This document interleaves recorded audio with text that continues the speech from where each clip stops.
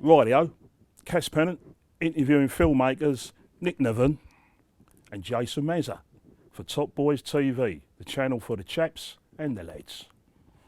Okay, can I ask you guys, thanks all for doing the interview with Top Boys TV, but can I ask Nick the first question? Yeah. Cass, why me, mate? Like, all right, go on. Answer the question. Sorry, Mr. Pennant. Can you describe Jason Maza in one word? Short. Jason, can you describe Nick in one word? I already know what this is going to be. Mug. I thought you were going to say fat. Oh, nice one, cheers, mate. That's nasty. I would never. You're not. You're just. All yeah, right. you're all right, mate. You experienced interviewers, I've got to tell you that one word. sorry. Both done it in one word. Cool. All right, now on to proper questions. This hooligan spoof movie idea, when did it originate? And how and who by? Okay, I was watching a very, successful British hooligan film, and I was watching it thinking, I'd love to see a funnier version of this. So I called up Maza, and we met in Covent Garden, and I pitched him the idea, and it was more, at the time, it was more of a airplane style comedy. It was a kind of gag a second scary movie type thing that I had going. But he loved the idea, and then as it progressed, we kind of decided that when Mike Lindley got brought on board as a co-writer, we decided that we kind of didn't want to do that, and we wanted to do more of a script with a structure and a story, and just have spoof elements rather than being 100% spoof, gag a second type thing. So how far back was we talking about this being hatched? A couple of years ago. Yeah, a couple of years now. Yeah. You got me that short time. Congratulations. Yeah, no, Thanks, thank you, Cass. mate. Thanks, Yeah, mate, no, yeah. it was for a British film. It was a quick turnaround. From the idea, from the script to making it. We did that in a year, and then the post production, and now getting the film out. It's been a sort of. Talking about the script, the next question falls just nicely into that. For anyone who wants to know, what's the films you're ripping the arse out of? Because you have to be cautious about not taking the piss too far. No, because we like firstly, Cass, you know us, mate. Like we love this genre of film. We love it, and I don't think you could make this film if you didn't love the genre. So to your question, I think there are three main ones that we kind of satirise, not piss take. And I think The Firm, Nick Love's version of The Firm being one of them. The linear story is basically that. Rise of the Foot Soldier is another, and The Football Factory. Obviously, there's loads of others. I mean, your film's in there. Yeah. Oh, So awkward. no. I want to see this. That's a good question. That was put by Rez Khan, one of the best-known Asian football casuals. Oh, nice one, nice Raz. one. Cheers, Wicked. mate. But your next question is put by a sociologist, one of the leaders in the field from Durham University, Emma Poulton, and her speciality is film I'm under pressure. We're both under pressure here. Yeah. and hoolie porn. Oh. Right, her question is the Hooligan Factory a recognition of the fact, and having a pop back, there are too many hooligan films, about 10 in the last 2 years alone. Also, the old chestnut of hooligan films glamorising football violence. What do you say to a spoof hooligan film makes light of and sanitises violence even more? Good question. Right. Dr.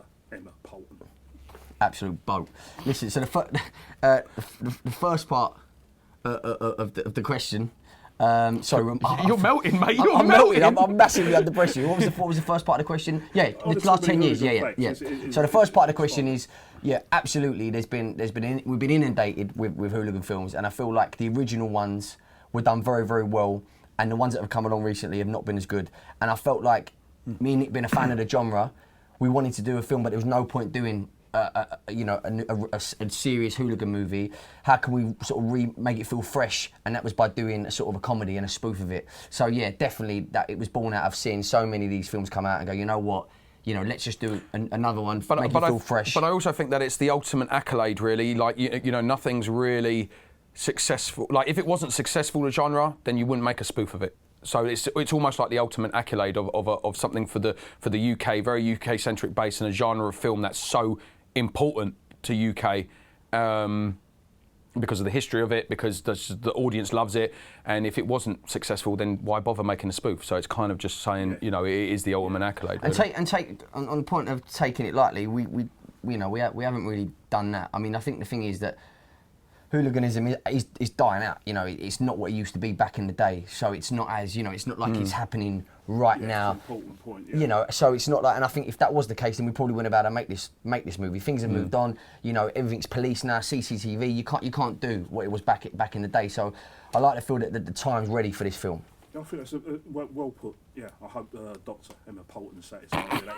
I hope so and all. I hope so as well. Yeah. So and all. Yeah. Anyway, number 5 has been put by Danny Brown, Aston Villa's main man.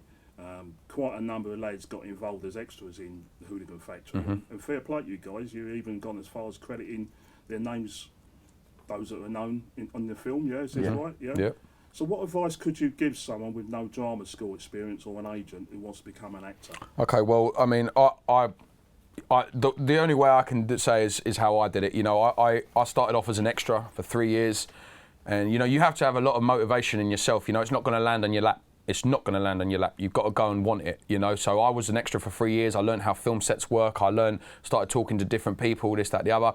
Then I wanted to start a career, so I went to drama school. Like, you know, I did that. I did do that route. What age? I was about 18. So I mean, when I went to I'll tell you, I was 18 when I first got into extra work, but I was 21 when I went to drama school.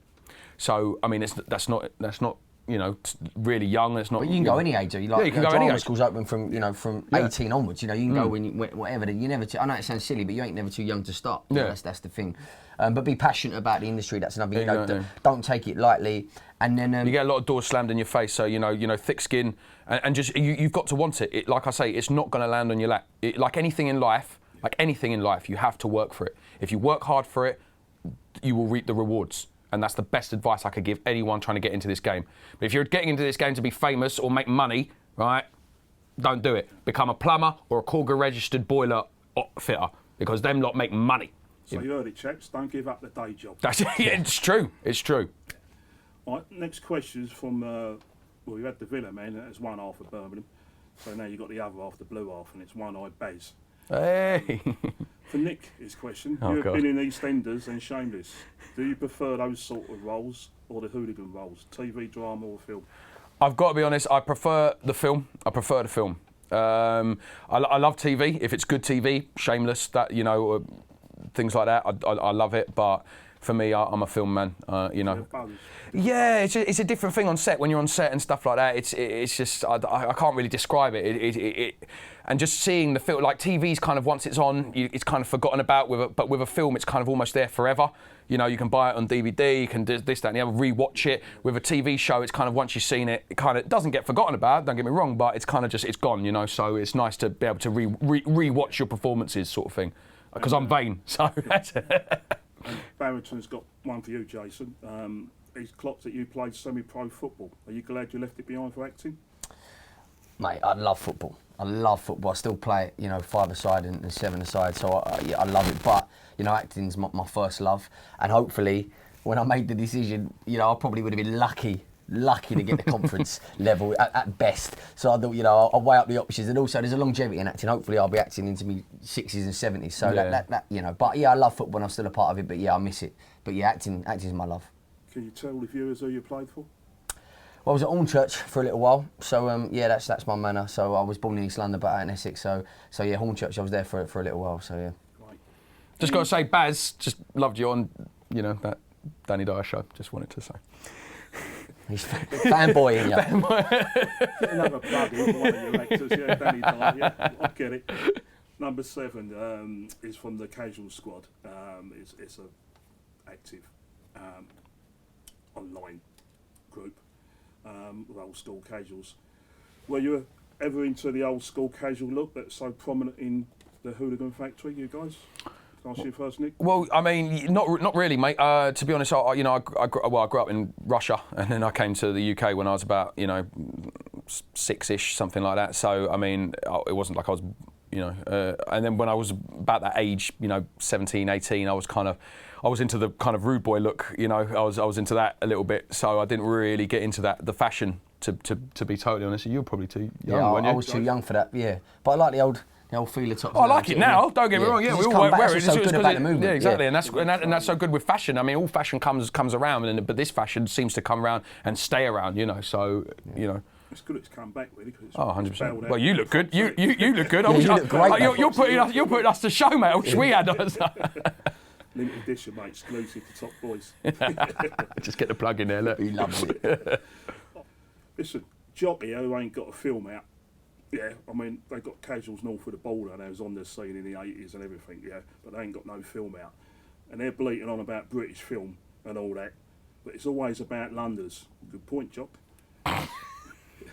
Any jocks in there? You leave them out? Hooligan Factory? Are there any jocks? You ain't going to upset the jocks in there?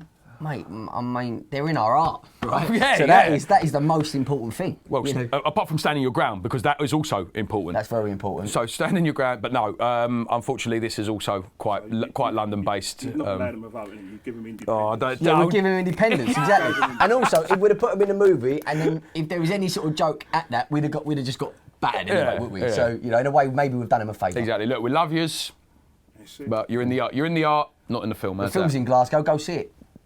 Well, they probably won't now. There's no one repping. Just read the comments on your Facebook page tonight. Thanks, guys. Thanks a lot. That wraps the interview for Top Boys TV, the YouTube channel that only interviews the people you want to hear from and the people you want to meet. Don't forget to subscribe. Top Boys TV YouTube, the channel for the lads and the chaps.